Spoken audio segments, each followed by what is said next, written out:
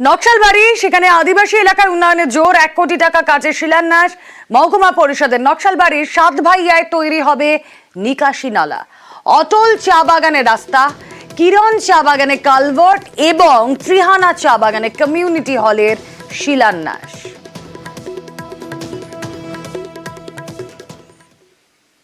जाने आने वालों के लिए बहुत ही कष्ट हो रहा था। काफ़ी सारा यहाँ एक्सीडेंट भी हुआ, काफ़ी गाड़ी से भी पलटी हुआ। तो आज एक महकुमा के थ्रू से ये रास्ता बन रहा है, तो हम लोग महकुमा को धन्यवाद जनाते हैं और हम बगान वाले जितने भी हैं हम लोग बहुत खुशी हैं इसमें।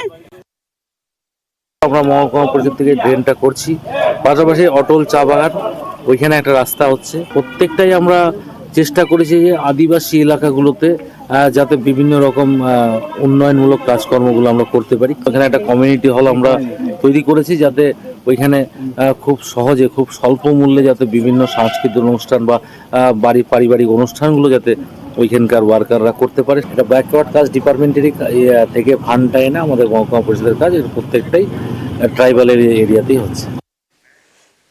বাগডোগরায় হাতির আতঙ্ক, জঙ্গল থেকে লোকালয়ে ঢুকে পড়ে হাতি, ফয়রানি জোটে দলছুট হাতি দেখতে ভিড়, হাতিকে জঙ্গলে ফেরানোর চেষ্টা বন দপ্তরের। ছবি দেখাচ্ছি আপনাদের, যেখানে মাইকিং করা হচ্ছে, লোকালয়ে হাতি ঢুকে পড়েছে এবং সেই কারণে এলাকাবাসীরা আতঙ্কিত, সতর্ক করা হচ্ছে প্রশাসনের তরফ থেকে। ছবি দেখছেন আপনারা।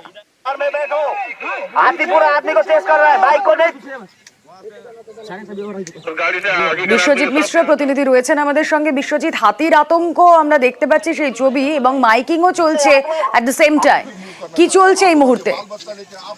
দেখো, এই মুহূর্তে মূলত এই দলছুট হাতি, যার নাম মূলত মূলো দাঁত বলে পরিচিত, কারণ তার দাঁত দেখলেই পরিচিত পায় বন দপ্তরের কর্মীরা। মূলত রাতেই এই দলছুট হাতিটি জঙ্গল থেকে বেরিয়ে একবারে রসদের সন্ধানে লোকালয়ে ঢুকে পড়ে। মূলত যেই এলাকা এখন রয়েছে চারিপাশে জনবসতিপূর্ণ এলাকা, তাই বন দপ্তরও কিন্তু এই হাতির উপর গতিবিধি নজর রাখছে। ইতিমধ্যে গোটা এলাকাটি কর্ডন করে রাখা হয়েছে যাতে হাতি কোনো দিকে বেরিয়ে না লোকালয়ে যাতে আতঙ্ক সৃষ্টি করতে না পারে।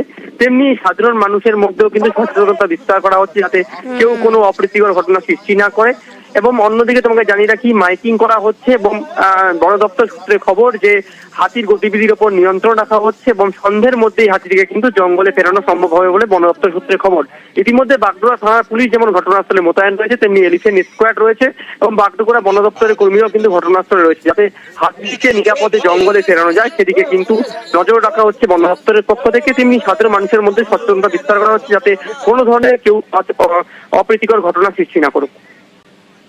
বেশ, এই ছবি আপনাদেরকে দেখাচ্ছি যেখানে বাগডোগরায় হাতির আতঙ্ক, এলাকাবাসীরা তারা আতঙ্কে রয়েছেন, বন দপ্তরের তরফ থেকে ইতিমধ্যেই সতর্ক করা হচ্ছে। বহুত আতঙ্ক রয়েছে, আমরা তো জানি না যে এদিকে ইলফিন আসবে। হ্যাঁ, আজকে প্রথম দেখলাম যে মানে আমি ওখানে গরু পেয়েছিলাম।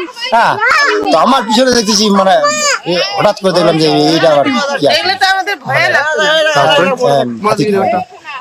তো আমরা মানে এখন দেখি সবাই মানে আতঙ্কিত রয়েছে, এখন কি যে হবে। আর এদিকে দেখুন, বীরভূমের মল্লারপুরে রাস্তার পাশে একের পর এক গাছ, আর সেই সব গাছ কেটে সাফ। চাঞ্চল্যকর অভিযোগ পঞ্চায়েত প্রধান এবং উপপ্রধানের বিরুদ্ধে, কিন্তু তাদের মুখে কুলুপ।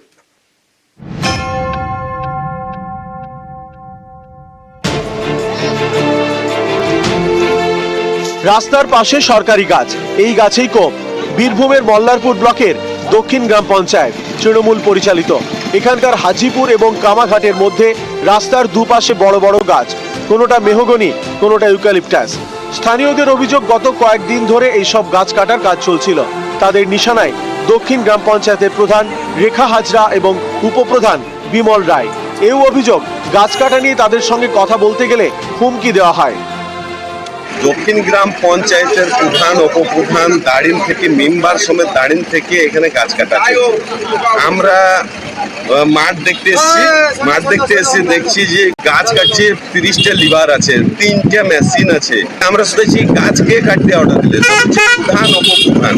আমরা বন দপ্তরে, থানাতে, বিডিওকে সবাইকে জানা হয়েছে। শনিবার সকালে স্থানীয়রাই নালিশ জানান মল্লারপুর থানায়। বন দপ্তরও অভিযোগ করেন। এরপরেই ঘটনাস্থলে পৌঁছন বন দপ্তরের কর্মীরা। সঙ্গে ছিল পুলিশ। গাছ কাটার কাজ বন্ধ করে দেওয়া হয়। উদ্ধার করা হয়েছে কেটে ফেলা গাছ। আনুমানিক এখন আমার যা ক্যালকুলেশন বোধহয় 8 থেকে 10টা হবে, কিন্তু একটার মতন মাল পাওয়া গেছে। তারা তো ফিল্ডে পৌঁছানোর আগেই তো বেরিয়ে পালিয়েছে। ওখানে জনসাধারণ মিলেই গাড়িটাকে বাজেয়াপ্ত করেছিল আগে। শুকনো কিছু গাছ ছিল এখানে রোড সাইড, ঠিক আছে। দীর্ঘদিনে মানে অসুবিধা হবেই হবে বোধহয়। আর তার পরিপ্রেক্ষিতে কিছু আবার শুকনোর সঙ্গেও মানে জ্যান্ত গাছেও মানে হাত লাগিয়েছিল। যাদের বিরুদ্ধে গাছ কাটার অভিযোগ, সেই পঞ্চায়েত প্রধান এবং উপপ্রধান কোনো কথা বলতে চাননি। মল্লারপুর থেকে অক্ষয় ধীবর, নিউজ 18 বাংলা। গোয়ালঘরে অঙ্গনওয়াড়ি কেন্দ্র, হ্যাঁ এমনই ছবি আমরা দেখছি। স্থায়ী ঘর না থাকায় পড়াশোনা শিখে পরিত্যক্ত গোয়ালঘর, আর সেখানেই আইসিডিএস সেন্টার। আইসিডিএস সেন্টারের রান্না নামখানা শিবনগর আবাদে নামেই আইসিডিএস সেন্টার। ছবি দেখছেন আপনারা, পরিত্যক্ত গোয়ালঘর, সেখানেই আইসিডিএস সেন্টার। 10 বছর পুরনো আইসিডিএস সেন্টার, 10 বছরও মেলেনি স্থায়ী ঘর। সমস্যা সমাধানের আশ্বাস পঞ্চায়েত সমিতির সভাপতির। ছবি দেখাচ্ছি আমরা, কথা বলবো আসুন। আমাদের প্রতিনিধি বিশ্বজিৎ হালদার রয়েছেন সঙ্গে। বিশ্বজিৎ, ছবি স্পষ্ট যেটা গোয়ালঘর এবং পরিত্যক্ত গোয়ালঘর, কিন্তু সেখানে কি করে অঙ্গনওয়াড়ি কেন্দ্র চলতে পারে, তাও আবার 10 বছর ধরে? হ্যাঁ দেখো, একেবারে এই প্রশ্নটাই কিন্তু উঠতে শুরু করেছে এলাকাবাসীর তরফ থেকে, যেটা একদম নামখানা শিবনগর আবাদ 319 নম্বর আইসিডিএস সেন্টার। বিগত প্রায় 10 বছরের বেশি সময় ধরে এই আইসিডিএস সেন্টারটি চলছে, এবং যেটা স্থানীয়দের অভিযোগ, স্থানীয় এক ব্যক্তি, সহৃদয় ব্যক্তি, তিনি কিন্তু এই আইসিডিএস সেন্টারের জন্য জায়গা দিয়েছেন, তারপরেও কিন্তু এই আইসিডিএস সেন্টারটি তৈরি করে দেওয়া হয়নি, এমনটাই কিন্তু অভিযোগ। কিন্তু যে এই মুহূর্তে যে পরিস্থিতিটা হয়ে রয়েছে, ওই স্থানীয় এক বাসিন্দাদের তার একটি পরিত্যক্ত গোয়ালঘর, বাধ্য হয়ে সেই গোয়ালঘরে কিন্তু রান্না করা হচ্ছে। সেখানে কিন্তু কোনো রকম পড়াশোনা করানো হয় না, কোনো রকম কিন্তু এ হয় না, শুধুমাত্র রান্নাটুকু হয় এবং শুধু খাবারগুলো ডিস্ট্রিবিউট করে দেওয়া হয়, তারপর কিন্তু কাজ সব শেষ। এইভাবেই কিন্তু প্রায় 10 বছরের বেশি সময় ধরে কিন্তু চলছে। স্থানীয় বাসিন্দারা চাইছে যে স্থায়ী যে জায়গা রয়েছে আইসিডিএস সেন্টার, 10 বছর ধরে কেন চলছে? এখন হয়তো পঞ্চায়েত সমিতির তরফ থেকে আশ্বাস মিলছে, হয়তো এই সিচুয়েশন বদলেও যাবে, কিন্তু এই 10 বছরে কি কেউ দেখেও দেখেনি? হ্যাঁ দেখো, একদমই না দেখেও না দেখার ভান হয়েছে, সেটাই কিন্তু বলা চলে। কারণ স্থানীয় যে গ্রামবাসীরা, তারা যেটা অভিযোগ করছেন, বারে পঞ্চায়েত সমিতি, বিডিওকে বারে কিন্তু জানানো হয়েছে, তারপরেও কিন্তু কারোর কিন্তু ঘুম ভাঙেনি। এই ঘুম গত 2-2.5 বছর আগে দেখেছি বারবার সেন্ট্রাল টিম এসেছে, এবং তখন অঙ্গনওয়াড়ি কেন্দ্র নিয়ে এত অভিযোগ উঠছিল, আমরা দেখেছিলাম সেখানে পরিষেবা দেখার জন্য, সেই অঙ্গনওয়াড়ি কেন্দ্র দেখার জন্য ভিজিট করেছিলেন সেন্ট্রাল টিম। আমরা বারবার দেখেছি সেই ছবি, কিন্তু এই ছবি যা আমরা দেখছি নামখানায়, তারপরেও পরিবর্তন হয়নি। হ্যাঁ দেখো, তোমাকে একটা জিনিস বলে রাখি, যে এই যে অঙ্গনওয়াড়ি কেন্দ্রের দায়িত্বে থাকে সিডিপিও এবং যাদের যে কর্মকর্তারা থাকে, তাদের কিন্তু প্রতিদিন ভিজিট করার কথা, মাসে একবার করে অন্তত ভিজিট করার কথা, এবং কি পরিস্থিতি আইসিডিএস চলছে সেটা দেখার কথা। কিন্তু এতদিনেও সেই রিপোর্ট কেন এলো না, কেন গেল না, সেটা নিয়েও কিন্তু প্রশ্ন তুলছে কিন্তু গ্রামবাসীরা। রোবেলা, একেবারে সেই ছবি দেখাচ্ছি, পরিত্যক্ত গোয়ালঘর, সেখানে আইসিডিএস সেন্টার, গোয়ালঘরেই অঙ্গনওয়াড়ি কেন্দ্র চলছে। নামখানার ছবি আপনারা দেখছেন, যেখানে স্থায়ী ঘর না থাকায় পড়াশোনা শিখে। কোনো জায়গা নেই রান্নার, লোকে গোয়াল বাড়িতে ওনারা 2.5 শতক জায়গা দিয়েছে, কিন্তু আমাদের অফিস কোনো বাড়িটির কোনো ব্যবস্থা করছে না। এই গোয়াল বাড়িতে দিয়েছে, তাই ওরা বিরক্ত হচ্ছে। ওদের এখানে সাপ, ব্যাঙ, টিকটিকি, জ্বালানি পত্র ভর্তি হয়ে আছে, নিজেরা দাঁড়াতে পারছি না, ঘর বাড়ি ভেঙে পড়ছে, আসছে না, এসে বসবে কোথায়? আমরা নিজেরাই বসতে পারছি না, দাঁড়াতে পারছি না, রান্না করছি যে সেই হাঁড়ি বালতি এগুলো রাখার জায়গা পাচ্ছি না, কোনোভাবে করে দিয়ে দিই বাচ্চাদের। হবে, আমাদের আইসিডিএস অফিসে জানিয়েছে, বলছে হবে।